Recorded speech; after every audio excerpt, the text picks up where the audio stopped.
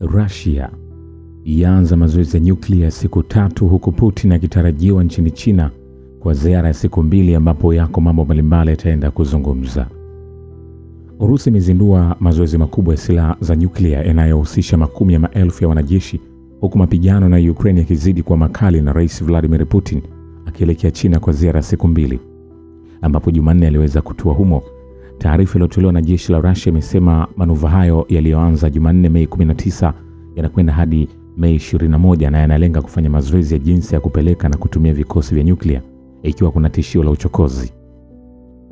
Mazoezi hayo yanafanyika baada ya kuvunjika mkataba wa New START, ukiwa mkataba wa mwisho wa silaha za nyuklia uliobaki kati ya Russia na Marekani, ambao ulimalizika rasmi mwezi Februari, za kuondoa mipaka muhimu kwenye silaha za nyuklia za nchi hizo mbili.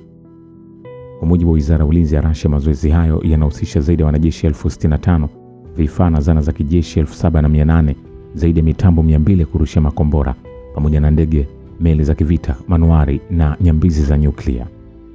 Russia pia itafanya majaribio ya makombora ballistic na cruise katika mazoezi hayo. Wizara hiyo imeongeza kuwa mazoezi hayo yatajumuisha uratibu na Belarus kuhusu mafunzo pamoja na matumizi ya silaha za nyuklia zilizoko kwenye eneo la Jamhuri ya Belarus. Russia tayari imeweka mfumo wake wa makombora wa Oreshnik wenye uwezo wa kubeba vichwa vya nyuklia, huku Belarus, mshirika wa karibu anayepakana na wanachama wa NATO. Tangazo hilo limetolewa saa chache kabla ya Putin kuondoka kwenda China. Jumanne iliyopita Putin alitangaza kwamba Russia ilikuwa imefanya majaribio ya kombora la kuvuka mabara la Sarmat lenye uwezo wa kubeba vichwa vya nyuklia ambalo alilitaja kuwa ni kombora lenye nguvu zaidi duniani. Umoja wa Ulaya Jumanne umekosoa msamaha wa hivi karibuni wa vikwazo uliotolewa na Marekani dhidi ya mafuta ya Urusi. Hatua ya Marekani inalenga kusaidia kupunguza bei za nishati ambazo zimepanda tangu Marekani na Israeli zilipoanzisha mashambulizi dhidi ya Iran mwezi Februari na kusababisha mlango bahari wa Hormuz kufungwa kwa usafiri wa meli za mafuta za Ghuba. Lakini kamishna wa uchumi wa Umoja wa Ulaya Valdis Dombrovskis amelaani msamaha huo waliofahamishwa na waziri wa fedha wa Marekani Scott Bessent, ambao anasema umeipa Urusi nyongeza kifedha inayopendelea na vita vyake dhidi ya Ukraine. Scott amesema kuwa mtazamo wa Umoja wa Ulaya hawafikiri kwamba huu ni wakati mwafaka kupunguza shinikizo kwa Urusi, na kwa kweli Urusi ndiyo inayonufaika kutokana na vita vya Iran na ongezeko la bei ya mafuta ya visukuku. Amesisitiza watahitaji kuimarisha shinikizo. Katika taarifa yao ya mwisho pamoja, mawaziri wa fedha wa nchi za G7 wamesisitiza tena kwamba ilikuwa muhimu kufungua tena mlango bahari wa Hormuz na kushughulikia ukosefu wa usawa wa kiuchumi kimataifa. Wakati hayo yakiendelea, afisa wa ujasusi wa Ukraine aliyekamatwa, wakala wa huduma ya usalama ya Ukraine Sergei Mikhailov, amevipa vikosi vya Urusi viwianishi kadhaa vya nafasi za jeshi la Ukraine kwa ajili ya mashambulizi nyuma mstari wa mbele, kulingana na taarifa zilizopatikana. Orodha hiyo inajumuisha viwianishi vya nafasi za Ukraine, vituo vya amri na maeneo ya kupelekwa, pamoja na vifaa vya kimkakati na malengo mengine kadhaa. Kwenye uwanja wa kivita, wanajeshi wa Urusi wamekomboa eneo la Volokhovka katika mkoa wa Kharkov katika saa 24 zilizopita katika operesheni maalum ya kijeshi nchini Ukraine, Wizara ya Ulinzi ya Urusi imeripoti.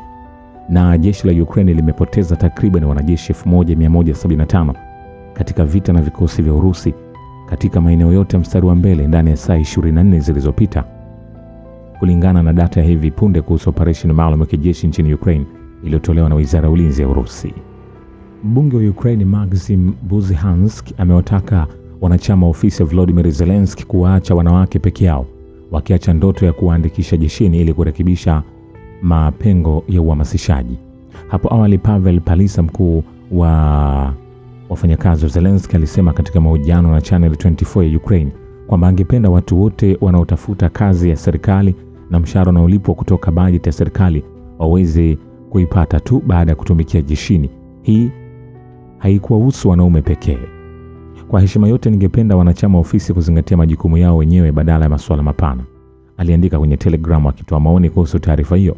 Ningependa wao na kila mtu mwingine hatimaye wawaache wanawake peke yao na kuacha ndoto ya kuwatumia kurekebisha mapengo ya uhamasishaji, mbunge huyo alisema. Vilevile Rais wa Urusi Vladimir Putin tayari amewasili Beijing huko nchini China Jumanne kwa mazungumzo na rais wa China na rafiki yake wa muda mrefu Xi Jinping, akikusudia kuonyesha uhusiano wao kwamba hautikisiki, na ni siku chache tu baada ya Donald Trump kuweza kuondoka katika taifa hilo la China. Kumbuka Trump alifika kule kwa ajili ya kuweka mambo sawa, na sasa hivi tunapomzungumzia China ni moja taifa ambalo kwa asilimia kubwa kwenye kila kitu, kwenye mambo ya kiuchumi, jambo lolote tunalozungumzia la kimaendeleo, China basi amefanikiwa kutia utawala wake mule. Kwa hiyo amekuwa na nguvu kubwa sana katika kuilisha dunia kwa asilimia kubwa sana. Kwa hiyo Trump alifika kule akaongea na China na kupanga mambo mbalimbali, lakini sasa Vladimir Putin naye ameamua kutia timu kule. Kumbuka China ni mshirika wa karibu sana na Vladimir Putin. Ni yapi hayo ambayo yatazungumziwa? Je, Putin analenga kufuta nyayo za Trump?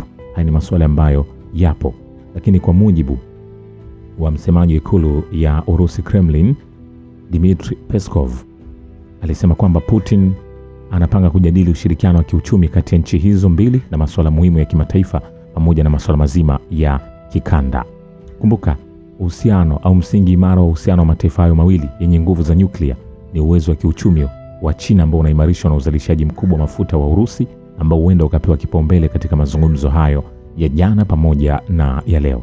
Kitakachojadiliwa zaidi basi nitakusogezea. Hongera kwa mashabiki wa klabu ya Arsenal. Shukran kwa babu ya kivita na historia ya dunia. Mimi ni The Rich Voice.